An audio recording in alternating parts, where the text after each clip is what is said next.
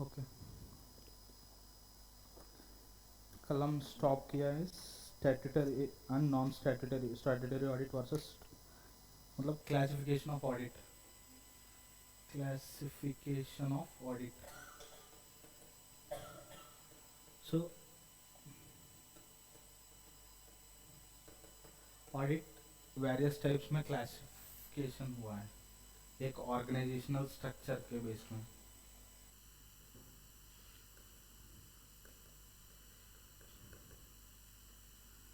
कैसे क्लासिफाई हुआ है? Statutory, non statutory, non statutory. एक नेक्स्ट पीरियोडिसिटी की वजह।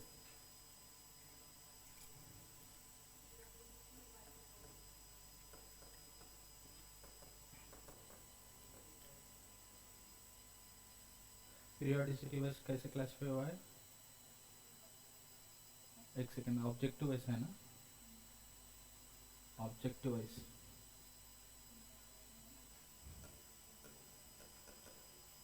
ऑब्जेक्टिव वाइज क्या होता है? Internal audit, independent financial audit.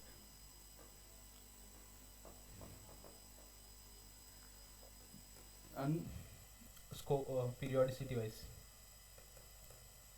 Periodicity wise periodical और final audit,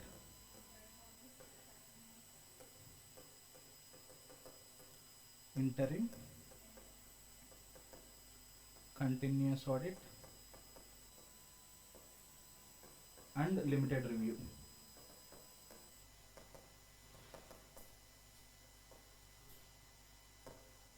and scope, scope में क्या होता है? Complete audit, partial audit, detail audit and subject wise classification. हाँ, क्या होता है? Cost management, operational, tax, social, proprietary, forensic, performance, secretarial, HR audit, information system, system, environmental. ये हम कवर करना अभी बाकी है फर्स्ट चैप्टर में। ओके, ये तो कवर किया है। स्टैट्यूटरी मतलब किसी लॉ के अंडर ऑडिट करना मैंडेटरी होता है। उस लॉ के अंडर एक इंडिपेंडेंट पर्सन होके उस फाइनेंशियल्स को ऑडिट करना होता है। बेनिफिट्स वही होता है लोन्स के लिए, टैक्सेस ड्यू ड्यू से पे कर रहा है या नहीं, लोन्स या इंटरनल कंट्रोल चेक करने के लिए, insurance claim settlement, trade dispute settlement के लिए। नॉन स्टैट्यूटरी क्या होता है? वॉलंटरी बेस्ड ऑडिट होता है। मतलब ये कुछ स्टैट्यूटरी रिक्वायरमेंट नहीं होता है बट वॉलंटरी, वॉलंटरी क्यों करवाता है? वॉलंटरी उन लोगों को लोन्स चाहिए, लोन के लिए बैंक्स मांगता है ऑडिटेड फाइनेंशियल्स, इसलिए ऑडिट कर सकते हैं। नहीं तो ऑर्गेनाइजेशनल बेनिफिट्स के लिए, मतलब easily frauds can be detected. अगर ऑडिट करने से आपको कोई फ्रॉड है तो वो डिटेक्ट कर सकते हैं। एम्प्लॉयज़ के में एक मॉरल चेक जैसा रहता है, ऑडिट में पकड़ सकता है हम गलती नहीं करना है, वो हो सकता है। और फिनेंस, अगर कुछ ट्रांजैक्शंस का सेटलमेंट मतलब पार्टनर्स का अकाउंट सेटल करना है उसके लिए भी ऑडिटेड फाइनेंशियल्स हेल्प हो सकता है। Objective wise classification, internal audit, internal audit में क्या चेक करता है? एक्चुअली इंटरनल कंट्रोल चेक करता है, इंटरनल कंट्रोल चेक करता है इंटरनल ऑडिट में। ये चेक करने से आपको, मतलब इंटरनल कंट्रोल चेक करने से अगर कोई वीकनेसेस है तो अब वीकनेसेस फाइंड आउट होता है। वो वीकनेसेस को आप मैनेजमेंट रिपोर्ट करके उसको, वो वीकनेस को, weakness is nothing but risk for fraud. अगर कोई इंटरनल कंट्रोल वीकनेस है तो अगर कोई ड्रॉर से पैसा लेके जा सकता है, कंट्रोल नहीं है, वो ड्रॉर का कोई चाबी नहीं है, वो एक वीकनेस है, वो रिस्क ऑफ फ्रॉड या थेफ्ट हो सकता है। इसलिए ये वीकनेसेस को हाईलाइट करके हम इंटरनल कंट्रोल मतलब इम्प्रूवमेंट्स सिस्टम में इम्प्रूवमेंट कर सकते हैं, ऑर्गेनाइजेशन सिस्टम में चाबी किसी एक के पास होना चाहिए, ये कंट्रोल लगा सकता है, सिस्टम में इम्प्रूवमेंट होता है, वही पूरा डेफिनेशन में पड़ा है अगर आप देखने से।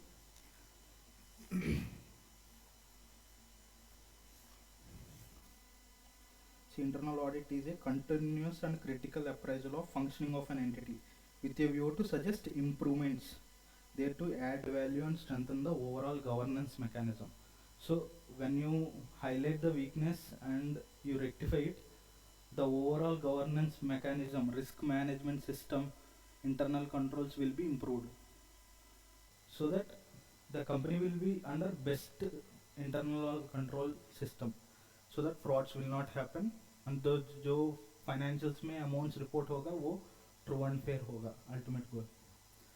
इसलिए इंटरनल ऑडिट ये कंपनी एक्ट के अंदर कुछ लिमिट्स बोला है, उसमें मैंडेटरी होता है, कोई कोई वॉलेंट्री करता है क्योंकि उसका बेनिफिट्स ये मिलता है, improvements of internal control. Ultimately management ऊपर से ऊपर बैठता है, नीचे जो कर रहा है उसको पता नहीं चलता है। इसे इंटरनल कंट्रोल से मैनेजमेंट के पास ओके हम जो कंट्रोल्स लगाए वो सही से फंक्शन हो रहा है या नहीं वो पता चलता है। और independent financial audit same as बाहर का एक आदमी आके ऑडिट फाइनेंशियल्स का ऑडिट कर देता है, वो एक्चुअली मतलब एक्सटर्नल पर्सन आके वो इंडिपेंडेंट पर्सन आके इसका फाइनेंशियल्स को ऑडिट करता है। वो सिंपली अगर बोलना है तो qualified auditor conducted by partnership, it may be compulsory, किसी किसी को स्टैट्यूटरी ऑडिट कंपलसरी होता है, कंपलसरी में इंडिपेंडेंट पर्सन आता है, मतलब स्टैट्यूटरी ऑडिट में चले जा सकता है। ये इंडिपेंडेंट एक क्लासिफिकेशन इसलिए है कि ऑब्जेक्टिव वाइज इंटरनल में इंटरनल कंट्रोल्स चेक करता है, इंडिपेंडेंट फाइनेंशियल का ऑडिट में फाइनेंशियल स्टेटमेंट चेक करता है, जो हम ईयरली ऑडिट करता है ना फाइनेंशियल रिजल्ट्स के लिए वो करता है। और पीरियोडिसिटी, पीरियोडिकल और फाइनल ऑडिट, इसमें क्या आपको पता चल रहा है, फाइनल ऑडिट, फाइनल मतलब फिनेंशियल्स आर फाइनलाइज्ड, फिनेंशियल्स अगर फाइनलाइज होने के बाद अगर ऑडिट कर रहा है वो फाइनल ऑडिट होता है। इसका कुछ बेनिफिट्स क्या है, ये कुछ बेनिफिट्स होता है, कुछ डिसएडवांटेजेस होता है।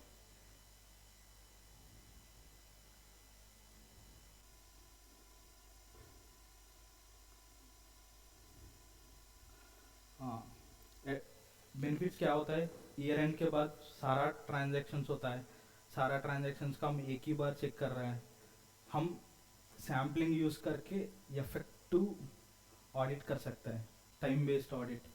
बट इसमें एक गलती है कि ईयर एंड मतलब एक डिसएडवांटेज है कि हम रिपोर्ट टाइमली नहीं दे सकते क्योंकि हम ईयर एंड में सारा ट्रांजैक्शन से एक ही टाइम में चेक कर रहे हैं, हम कंटिन्यूस ऑडिट नहीं कर रहे हैं, हम एक ही टाइम में चेक कर रहे हैं सारा ट्रांजैक्शन। इसमें हमारा प्रोसीजर्स कभी कभी फ्रॉड अगर मिला है तो एक्सटेंसिव ऑडिट प्रोसीजर्स करना पड़ता है, इसलिए हमको ज़्यादा टाइम में भी लग सकता है, कभी कभी प्रोसीजर चेंज करना पड़ता है सिचुएशंस के हिसाब से, इसकी वजह से कभी कभी लेट भी हो सकता है, हम कंफर्मली इस टाइम में रिपोर्ट चाहिए तो हम नहीं दे सकते हैं उसको।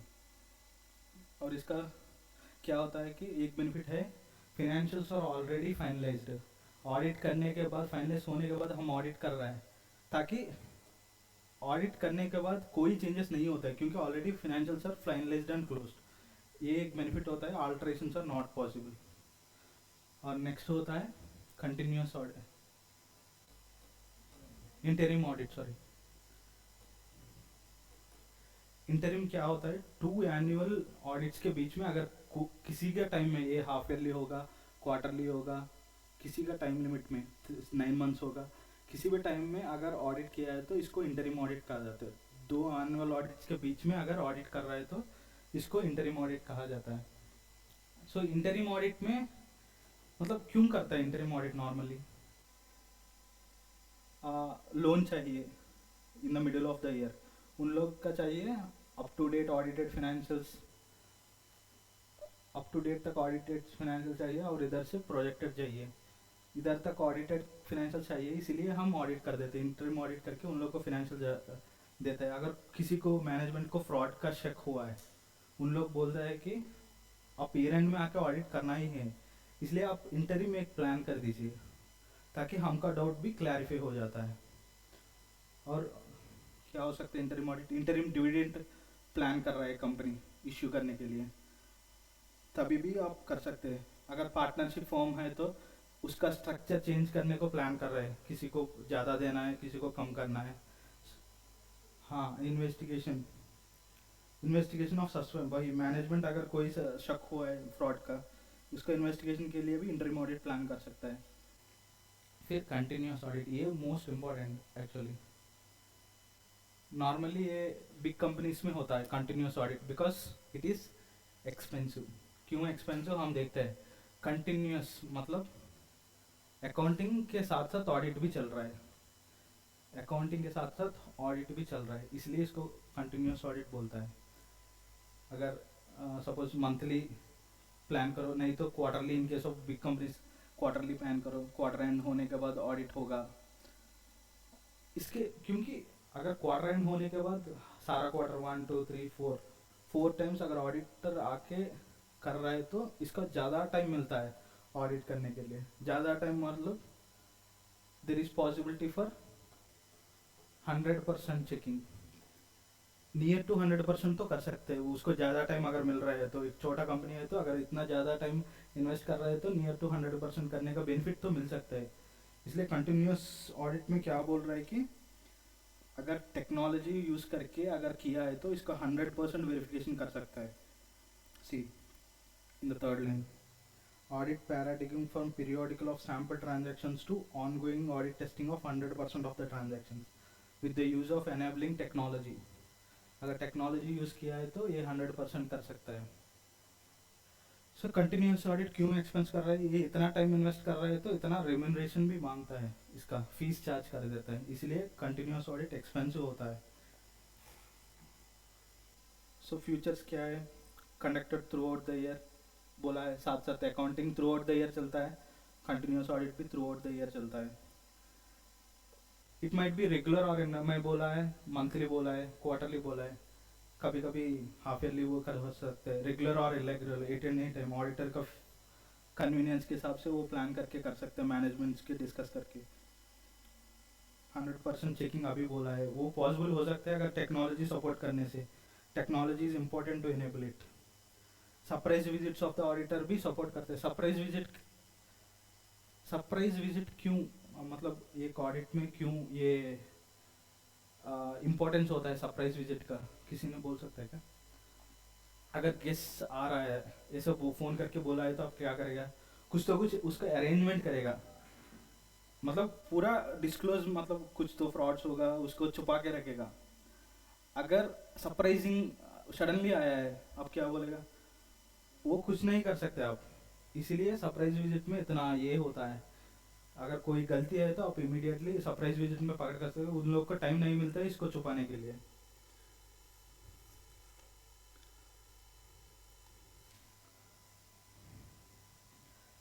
एडवांटेजेस क्या होता है, साथ साथ चल रहा है तो कोई फ्रॉड्स एंड एरर्स है तो इमीडिएटली डिटेक्ट हो जाता है। It will act as moral check on employees, अरे ऑडिट चल रहा है, हम गलती नहीं करना है। अगर क्लाइंट के साथ साथ हम रह रहे हैं, हमारा ऑडिट स्टाफ या हमारा असिस्टेंट क्लाइंट के साथ रह रहा है तो अगर क्लाइंट को कोई डाउट आ गया तो इमीडिएटली पूछ सकता है, इसलिए उनको गाइडेंस भी मिल सकता है, हमारा आदमी उधर है तो इसलिए उनको गाइडेंस भी मिल जाता है। और फाइनलाइजेशन भी इजीली हो जाता है क्योंकि हम टाइमली कर रहे हैं।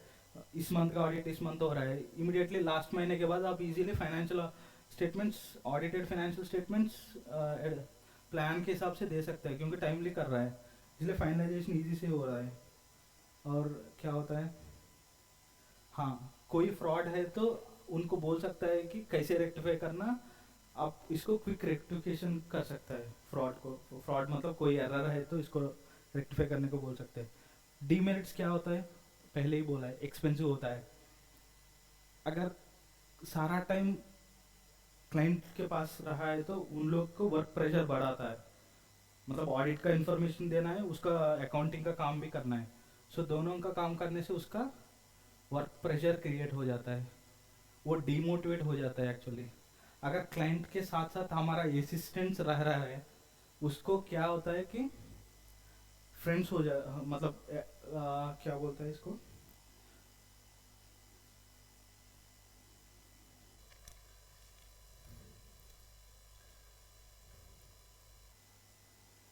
इसको क्या होता है कि आ, उसके साथ रह रहा है तो उसको कोई बेनिफिट देने को पॉसिबिलिटी हो सकता है, क्योंकि वो आ, उसको साथ कन्वीनियंट हो जाता है, उसका एटीट्यूड चेंज हो सकता है उसके उसके लिए। इन लोग कुछ फेवर दे सकता है क्लाइंट को कुछ रिक्वेस्ट में, हमारा असिस्टेंस है, फिर भी साथ साथ अगर किसी का रिलेटिव्स के घर में चले गए आप, उसका ये होता है ना, रिसीविंग या अच्छे से देखना, वो सब आपको कुछ उसको बेनिफिट दे सकते हैं वो सब देख के। ये इसीलिए इसको चेंज करना पड़ता है कभी कभी ऑडिट को, असिस्टेंट को। और इसको भी क्या होता है कि बोर्डम हो जाता है, सेम कंपनी को ऑडिट कर रहा है, उसको कुछ नया सीखने को नहीं मिल रहा है, ये भी डिमोटिवेट होने का चांसेस होता है।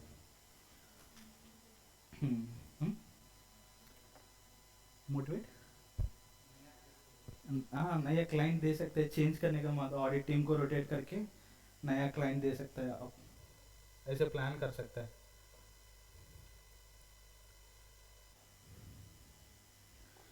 हाँ डिफरेंसेस क्या होता है, कंटिन्यूस ऑडिट अभी कंपेयर करके देखिए, पीरियोडिकल ऑडिट ईयर एंड में होता है, continuous audit throughout the year होता है। पहले टाइमिंग का डिफरेंस आता है। Next difference immediately expensiveness, continuous audit expensive होता है, पीरियोडिक ऑडिट ईयर एंड में एक बार में हो जाता है, इसलिए लेस एक्सपेंसिव होता है। Deduction of frauds and errors, इसमें early डिडक्शन होता है, क्योंकि कंटिन्यूस ऑडिट कंटिन्यूसली चलता है इसलिए early डिडक्शन होता है। पीरियोडिकल ऑडिट में एट द एंड होता है, कभी कभी डिडक्शन का चांसेस भी कम होता है क्योंकि हम सैम्पलिंग के हिसाब से करता है, इधर लेट से डिडक्ट होता है, कभी कभी डिडक्शन का चांसेस भी कम हो जाता है इधर। क्योंकि वेरिफिकेशन का चांस, मतलब वेरिफिकेशन 100% करने का चांसेस है ना, 100% नहीं है तो most of the cases verify कर सकते हैं, सो फ्रॉड का डिडक्शन भी ज़्यादा होता है। इधर सैम्पलिंग के बेसिस में कर रहा है, so opportunity of deduction of cases भी लेस होता है, मतलब फ्रॉड्स एंड एरर, इसीलिए इनहेरेंट अमेल्टेशन को सैम्पलिंग को कवर किया है। एफिशिएंसी, वो मोनोटनी ऑफ द स्टाफ, एक ही काम कर रहे हैं, इधर तो ईयर एंड में आके करके चले जाते हैं, इधर सारा टाइम वही रहता है, सो मोनोटनी स्टाफ को होता है। प्लस इन लोग क्लाइंट के साथ रह रहा है कंटिन्यूसली, सो क्लाइंट का ऑपरेशंस को गाइड कर रहा है, सो क्लाइंट स्टाफ का क्या होता है, एफिशिएंसी इंप्रूव होता है। इधर तो ईयर एंड में आता है, इतना टाइम नहीं दे सकते उनको गाइड करने में, तो उनका एफिशिएंसी भी उतना इम्प्रूवमेंट नहीं हो सकता है।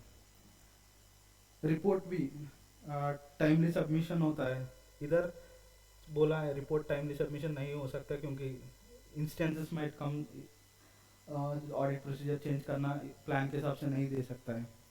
अप्लीकेबिलिटी क्या होता है, मतलब लार्ज कंपनीज को ये सूटेबल होता है क्योंकि एक्सपेंस को वो बेयर कर सकता है, ये एक्सपेंस को बेयर नहीं सकता है, इसलिए स्मॉल कंपनीज, मतलब नॉट लार्ज कंपनीज इसको सूटेबल होता है।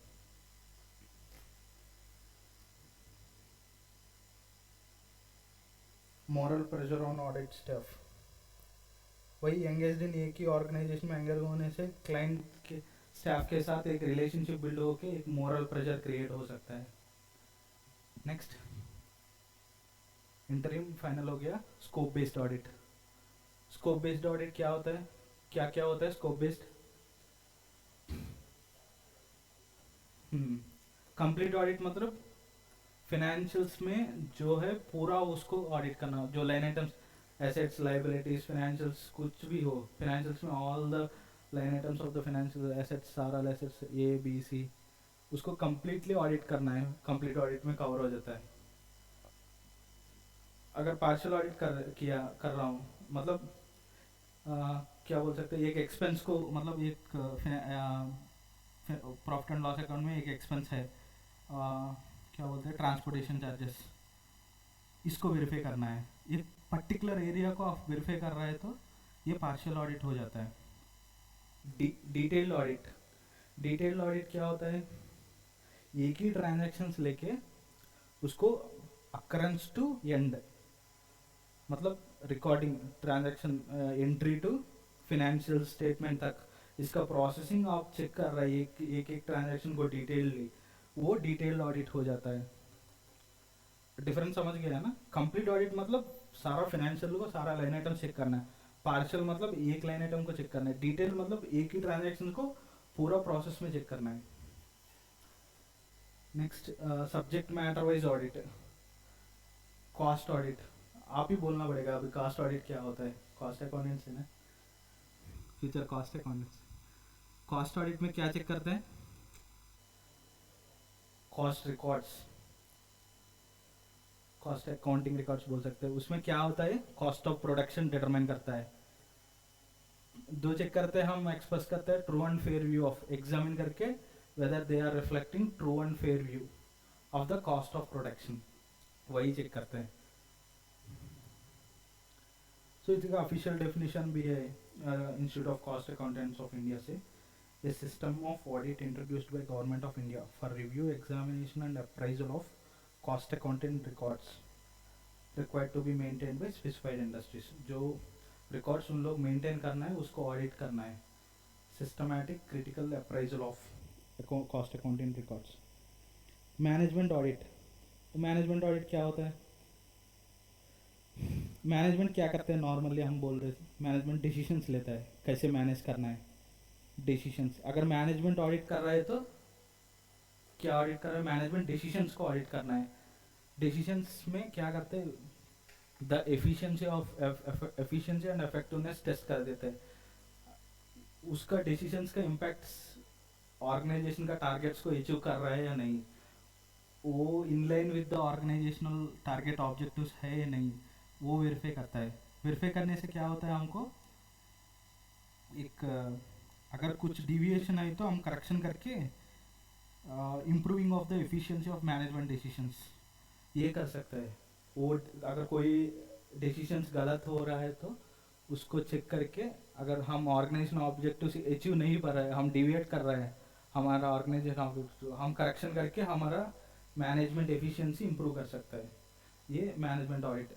Next operational audit. Management top level में होता है, मतलब टॉप लेवल मैनेजिंग होता है, नीचे ऑपरेशनल मैनेजर्स होता है जो जो ऑपरेशंस को देखता है, सेल्स मैन्युफैक्चरिंग इसको देखता है। इन लोग क्या करते हैं, स्ट्रैटेजीज करता है, मतलब कितना सेल्स होना है, कितना प्रोडक्शन होना है, ये देखता है। मैनेजमेंट की ऑपरेशनल मैनेजमेंट का डिफरेंस आप देखना पड़ेगा। सो ऑपरेशंस क्या होता है, ऑपरेशनल डिसीजंस होता है, ऑपरेशनल डिसीजंस को वेरीफाई करता है। And efficiency of the operations, whether standards के हिसाब से, अच्छा स्टैंडर्ड्स के हिसाब से ये ऑपरेशंस चला रहा है या नहीं, determine standards and objectives. efficiency, economy and effectiveness of the operations, efficiency, economy and effectiveness of the operations to achieve organizational, ये भी डायरेक्ट इनडायरेक्टली कंट्रीब्यूट कर रहे हैं।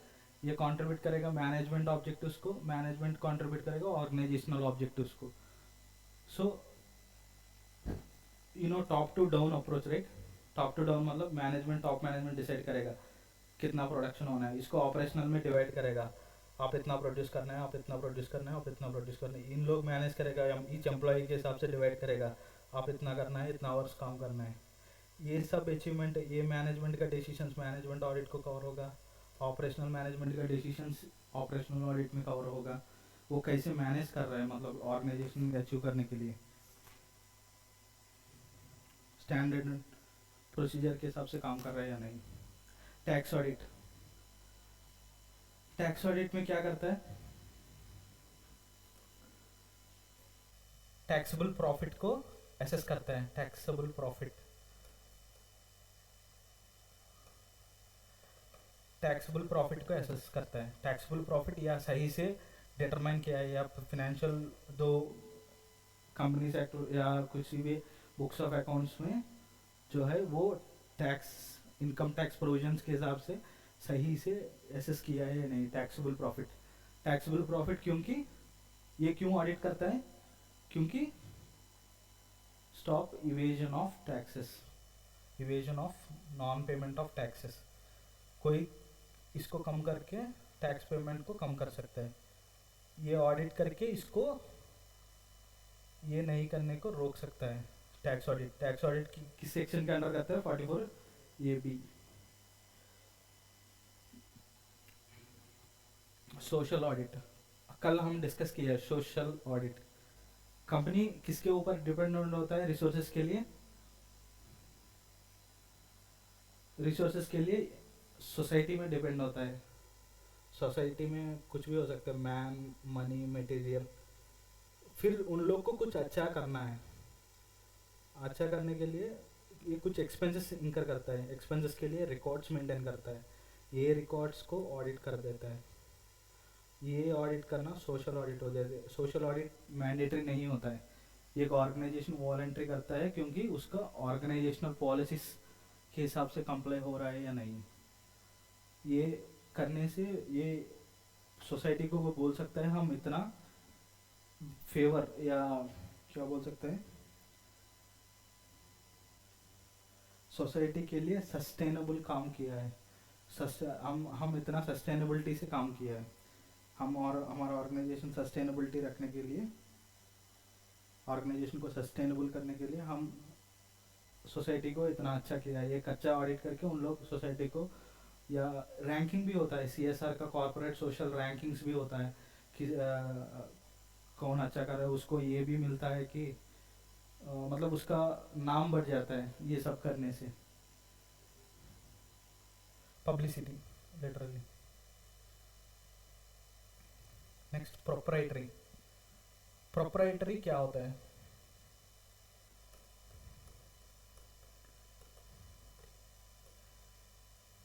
प्रोप्राइटरी क्या होता है?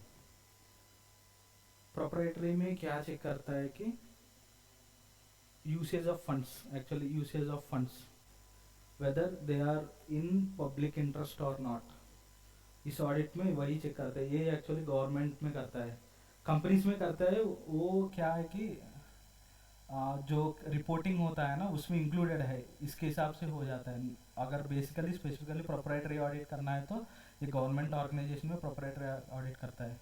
फंड्स जो है, अगर एक रोड लास्ट ईयर लिया है, वो रोड अच्छा है, फिर से वो रोड डालना चाहता है, ये प्रोप्राइटरी ऑडिट करके डिसाइड करते हैं। ये रोड ऑलरेडी डाला है, वो अच्छा है, पब्लिक इंटरेस्ट में नहीं है, ये डिसीजन वो डिसाइड कर देता है। अगर अपना मनी यूज़ करना है, लास्ट ईयर एक टेबल खरीदा है, आप घर में सोचो, अगर फिर से जाके आपका पापा के पास जाके मैं नया टेबल चाहिए ऐसा बोला है, तो पहले उसको थोड़ा ओल्ड होने दो ऐसा बोलेगा। प्रोप्राइटरी मतलब आपका पैसा कैसे यूज़ करेगा, वो उसी तरीके से गवर्नमेंट का फंड्स भी यूज़ किया है या नहीं, फाइनेंशियल प्रूडेंस एक्सरसाइज किया है या नहीं, वेस्टफुल एक्सपेंडिचर नहीं कर रहा है, ये सब चेक करता है। ये प्रोप्राइटरी ऑडिट में करता है। और फॉरेंसिक ऑडिट, फॉरेंसिक ऑडिट में क्या चेक करता है?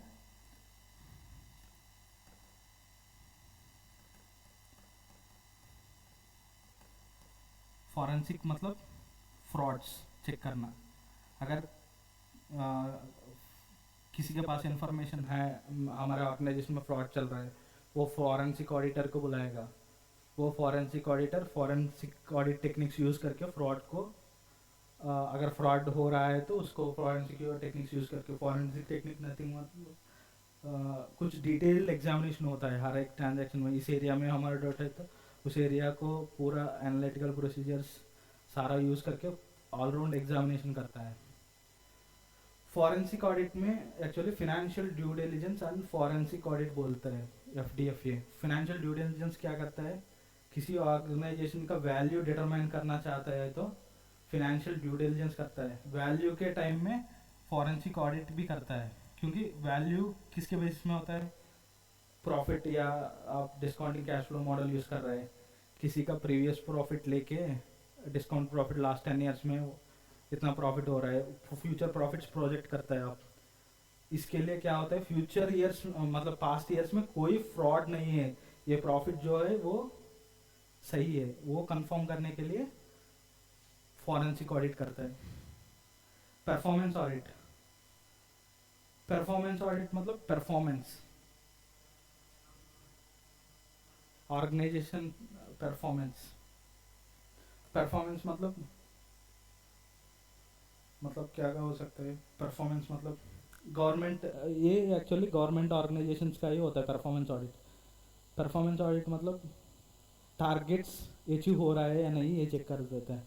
ये अचीवमेंट के लिए आप इकोनॉमी, एफिशिएंसी, इफेक्टिवनेस, आपको पास गवर्नमेंट के पास पैसा तो होता है और पैसा पंप करके काम तो करा सकता है, बट वो काम कैसे करना है, इकोनॉमी कम पैसे में करना है, इफेक्टिवनेस टाइमली या रिसोर्सेस इफेक्टिवली यूटिलाइज करके करना है, एफिशिएंटली करना है।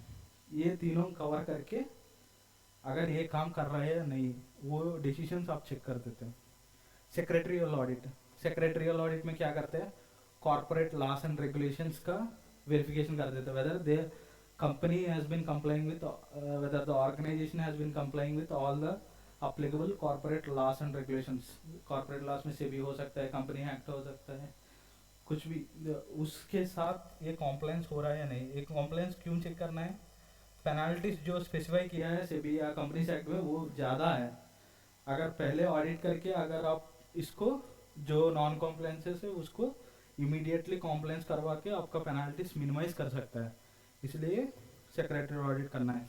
Human resource audit, human resource audit, human resource company अगर ह्यूमन रिसोर्सेज को हायर कर रहा है तो कुछ पॉलिसीज प्रैक्टिसेस रखता है। वो पॉलिसीज जो बेस्ट पॉलिसीज होता है ना उसके साथ इनलाइन है या नहीं,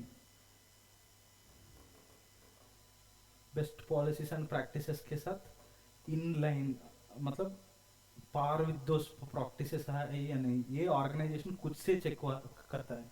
मतलब ऑर्गेनाइजेशन वॉलंटरी चेक करता है, ये मैंडेटरी नहीं है, क्योंकि इसकी वजह से आपका एम्प्लॉय का कॉन्फिडेंस बढ़ जाता है। हमारा ऑर्गेनाइजेशन जो प्रैक्टिसेस है वो बेस्ट प्रैक्टिसेस है, ये बेटर ऑर्गेनाइजेशन है ये एक एम्प्लॉय के लिए, ये डिसाइड कर देता है। Next, information system audit.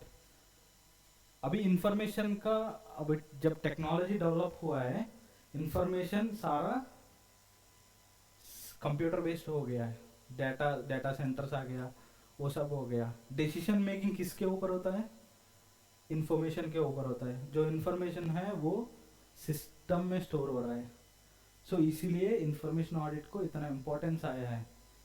Infrastructure, information system, information store करने के लिए जो इन्वेस्टमेंट रख रहा है वो भी ज़्यादा हाई हो गया है। अभी ये सब इक्विपमेंट आप देख रहे हैं ना, ये सब इन्वेस्टमेंट ही है, ह्यूज इन्वेस्टमेंट हो सकता है। इसकी वजह से आपको इंफॉर्मेशन सिस्टम ऑडिट करने के लिए, इंफॉर्मेशन सिस्टम ऑडिट में क्या चेक करता है, information storage, security, asset security, asset का सिक्योरिटी चेक करना है, इंफॉर्मेशन का सिक्योरिटी चेक करना है, ये सब चेक करना है। Safeguarding, data integrity, system effectiveness, system efficiency इन कंप्यूटर बेस्ड इंफॉर्मेशन सिस्टम, ये सब एग्जामिन कर देता है ऑर्गेनाइजेशन की तरफ से। वो फैक्टर्स चेक कीजिए क्यों इंफॉर्मेशन ऑडिट इतना मतलब जरूरी हो गया है। डेटा लूज होने से हम कोई डिसीजन नहीं ले सकता है, एंड रिसोर्सेस मिसलोकेट हो सकता है, मतलब गलती डिसीजन ले सकता है। अगर इंफॉर्मेशन सिस्टम अगर कुछ रॉन्ग इंफॉर्मेशन आपको दिया है उस हिसाब से आप डिसीजन लिया है, वो decision ultimately leads to allocation of wrong resources. So wrong resources मतलब ineffective functioning of the company, loss हो सकता है। एब्यूज ऑफ कंप्यूटर सिस्टम्स, कोई गलती के लिए यूज़ कर सकता है कंप्यूटर सिस्टम, आपका कंप्यूटर सिस्टम जो ऑर्गेनाइजेशन कंप्यूटर, इसके लिए सिक्योरिटी होना चाहिए, कुछ अलग साइट्स नहीं खुलना चाहिए, वो सब होता है। और high cost of computer infrastructure, ये सब, और एवोल्यूशनरी यूज़ ऑफ, अभी ये सब एवोल्यूशनरी यूज़ ऑफ कंप्यूटर्स आ गया, ये सब की वजह से इसका सिक्योरिटी बहुत ज़रूरी है। वो सब पॉलिसीज़ फॉलो कर रहा है, वो पॉलिसीज़ के हिसाब से सिक्योरिटी मेंटेन कर रहा है या नहीं, वो सब चेक करना है। एनवायरमेंटल ऑडिट, किसी के एक्ट्स है उसके अंडर क्या बोला है कि एनवायरमेंटल ऑडिट करना कुछ ऑर्गेनाइजेशन मैंडेटरी है, वो ऑर्गेनाइजेशंस के अंडर एनवायरमेंटल ऑडिट करना मैंडेटरी है। और किसी ऑर्गेनाइजेशंस होता है, मैन्युफैक्चरिंग ऑर्गेनाइजेशंस होता है, वो क्या करता है इन कॉम्प्लायंस विथ एनवायरमेंट। अभी सीओपी का मीटिंग्स चल रहा है, कार्बन की वजह से ओजोन लेयर इफेक्ट हो रहा है ये सब की वजह से मीटिंग्स चल रहा है। इसकी वजह से क्या होता है कि एनवायरमेंटल प्रोटेक्शन में अवेयरनेस हो रहा है, मतलब जो भी करना है वो एनवायरमेंटल को अफेक्ट नहीं करना है। इसलिए पोल्यूशन जो हो रहा है उसके लिए पोल्यूशन कंट्रोल इक्विपमेंट लगा रहा है सारा कंपनीज, उसके लिए बहुत इन्वेस्टमेंट इनकर कर रहा है। ये इन्वेस्टमेंट हम वेरीफाई कर देते हैं जब फाइनेंशियल अकाउंटिंग, अगर एक कैपिटल एसेट सपोज एक फैक्ट्री है, उसके ऊपर जो धूप निकल मतलब ये पोल्यूशन का एयर निकलता है ना, पोल्यूटेड एयर, उसको कम करने के लिए एक इक्विपमेंट कराता है, वो फाइनेंशियल अकाउंट में कैपिटल एसेट को रिकॉर्ड कर देता है ना। वो रिकॉर्डिंग हम सारा वेरीफाई करता है ना, वो फिनेंशियल ऑडिट में होता है। इसकी अलग से एनवायरमेंटल ऑडिट में कुछ ऑर्गेनाइजेशंस को बोला है कि ऑडिट करने के लिए, वो ऑडिट इसमें होता है। एनवायरमेंटल एक्ट के अंदर कुछ है कि water act 1974, air pollution and prevention act 1981, hazardous waste management and handling rule of 1989, ये सब के अंडर आपका environmental books of accounts and records को ऑडिट करना है।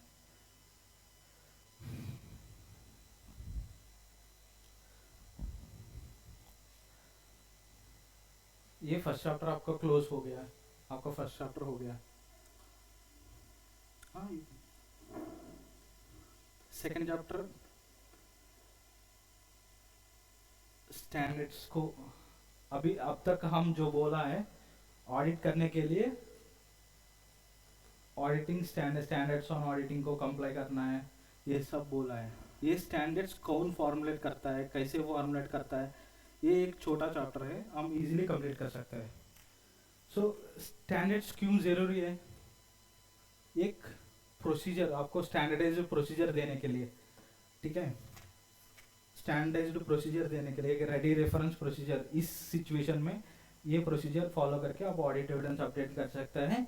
ये ऑडिट एविडेंस किसी ने वेरीफाई करके एक अच्छा प्रोसीजर दिया है, उसको स्टैंडर्ड्स में नोट किया है, एक प्रोसीजर दे सकते हैं। अगर हम ऑडिट स्टैंडर्ड के हिसाब से किया है तो हम एक एविडेंस की तरह यूज़ कर सकते हैं कि हम ऑडिट जो किया है वो स्टैंडर्ड्स ऑन ऑडिटिंग के तरफ मतलब अंडर किया है, एंड उसको एविडेंस की तरह यूज़ करते हैं। किसी ने आपको नेग्लिजेंस का इल्ज़ाम लगाया है, आपने नेग्लिजेंट है, आपने ऑडिट का काम सही से नहीं किया है, आपने प्रूव कर सकते हैं हम स्टैंडर्ड्स के ऑडिटिंग के हिसाब से हमारा काम किया है जो हम करना चाहिए था एज पर एस 200। और ऑडिट स्टैंडर्ड्स के हिसाब से करने से, एक स्टैंडर्ड प्रोसीजर फॉलो करने से आपका ऑडिट रिस्क भी कम हो जाता है। So what is audit risk? Risk क्या होता है ऑडिट में? रिस्क क्या होता है?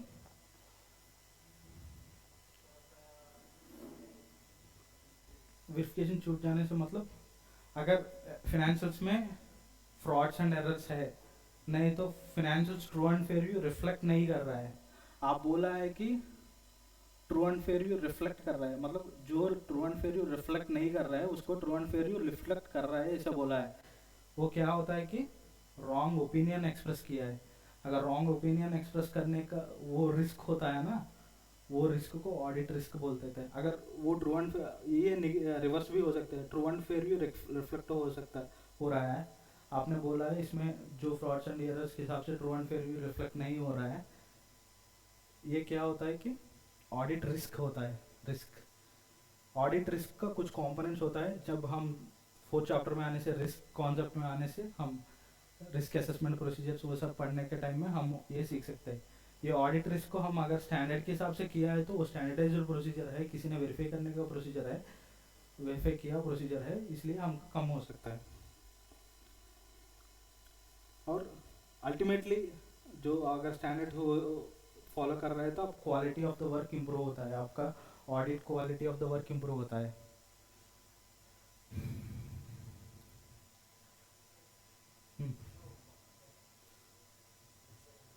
ठीक है, ठीक है।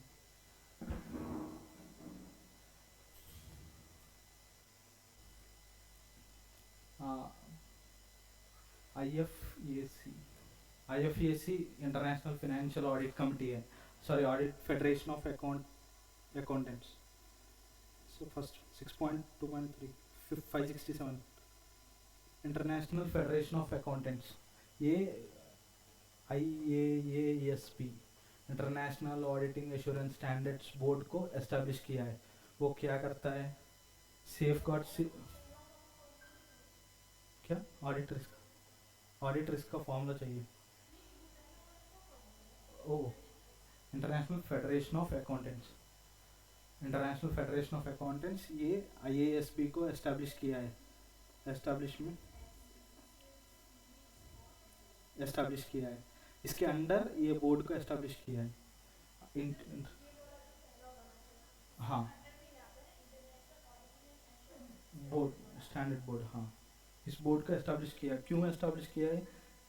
इंटरनेशनल स्टैंडर्ड्स, पब्लिक इंटरेस्ट में कुछ अच्छा स्टैंडर्ड्स इश्यू करके, मतलब जो नेशनल एंड इंटरनेशनल का दोनों का रिक्वायरमेंट्स मीट होने की हो, मतलब ऐसा इंटरनेशनल रिक्वायरमेंट्स मीट हो सकता है ऑडिटिंग का, और नेशनल ऑडिटिंग रिक्वायरमेंट्स मीट होके दोनों मैच करके एक अच्छा स्टैंडर्ड फॉर्मुलेट करके इश्यू करने के लिए जो पब्लिक इंटरेस्ट में हो सकता है, वही वो आप दे सकते हैं। To serve in the public interest, fourth line में IASB, the objective of IASB is to serve public interest by developing and issuing high quality auditing standards.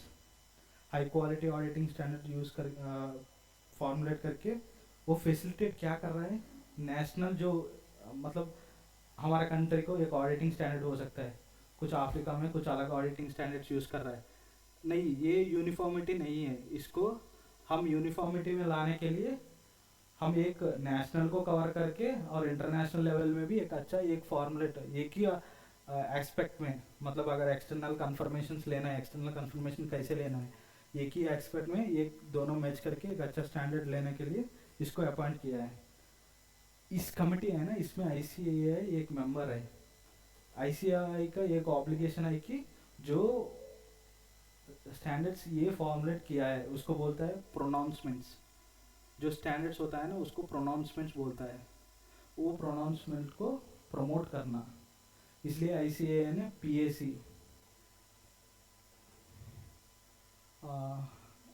PAC मतलब audit practice committee, sorry APC audit practice committee, auditing practice committee, ये इसको establish किया है। इसके बाद इसका नाम change हुआ है ऑडिटिंग एश्योरेंस स्टैंडर्ड बोर्ड। ये ऑडिटिंग एश्योरेंस स्टैंडर्ड बोर्ड क्यों एस्टेब्लिश है? पहले APC में ICAI मेंबर्स ही था, उसके बाद सारा जो मतलब SEBI, IRDA जो इंटरेस्टेड पर्सन्स होता है ना, कंपनीज और इंश्योरेंस कंपनीज, ये सब में उसको इंक्लूड करके एक एश्योरेंस बोर्ड बनाया है। इस एश्योरेंस बोर्ड क्या करता है कि व्हाट आर द ऑब्जेक्टिव्स, ये बहुत इंपॉर्टेंट क्वेश्चन है। इंश्योरेंस ऑडिटिंग एश्योरेंस बोर्ड क्या करता है? वो क्या करता है नॉर्मली, ये क्या करता है वही करता है वो, ये इंटरनेशनल लेवल में करता है, ये इंडियन लेवल में करता है। इंटरनेशनल लेवल में क्या करते हैं, स्टैंडर्ड्स फॉर्मुलेट कर देते हैं, ये उसी स्टैंडर्ड्स को लेके थोड़ा हमारा इंडियन ऑडिटिंग प्रैक्टिस के तरीके से कन्वर्ट करके इंडिया में ऑडिटिंग स्टैंडर्ड्स इश्यू करता है। वो कैसे इश्यू करता है, मतलब क्या क्या करता है देख लेते हैं। ऑब्जेक्टिव्स क्या होता है, उसका ऑब्जेक्टिव्स एंड फंक्शंस। हाँ, फर्स्ट किसी एरिया में अगर स्टैंडर्ड इश्यू करने की ज़रूरत है या नहीं है वो चेक कर देता है।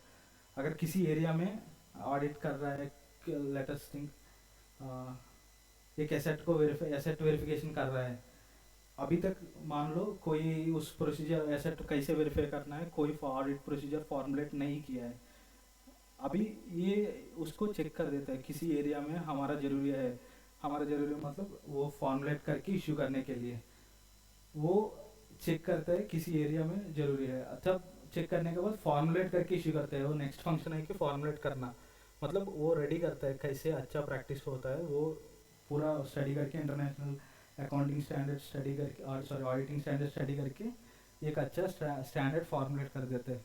वो फॉर्मुलेट करने के बाद काउंसिल के अंडर, इसके ICAI काउंसिल होता है ना, वो काउंसिल को दे देते हैं इश्यू करने के लिए, इश्यू मतलब पब्लिक करने के लिए, इसको मतलब प्रैक्टिस में डालने के लिए, ये अच्छा प्रैक्टिस है ये फॉलो करो ऐसे बोल।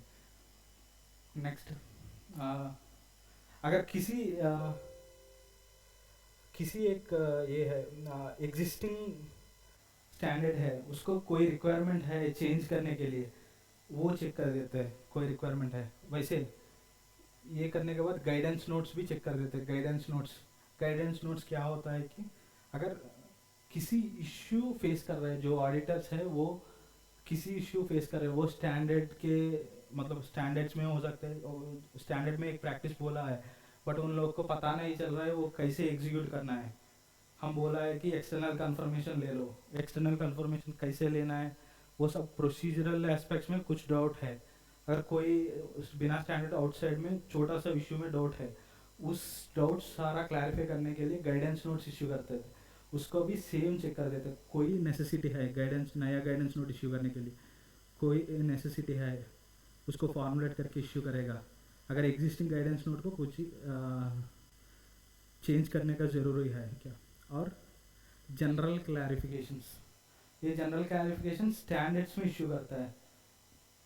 मतलब स्टैंडर्ड में कोई छोटा छोटा डाउट है, वो किसी मैक्सिमम लोग पूछ रहा है कि ये कैसे करना है, कुछ करना है, वो ज़्यादा नहीं है, मतलब बड़ा इशू नहीं है, एक छोटा सा डाउट है, ये जनरल क्लैरिफिकेशन की तरफ से इशू कर, लाइक ऑफिस मेमोरेंडम बोल सकते हैं।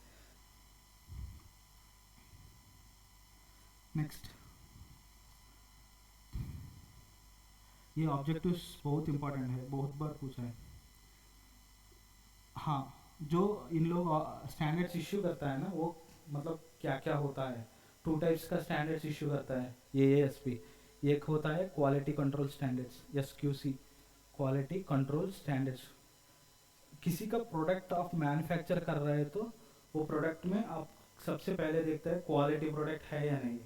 सो ऑडिट का काम में भी जो आपका सर्विसेज यूज़ कर रहा है वो पहले देखता है क्वालिटी ऑफ वर्क।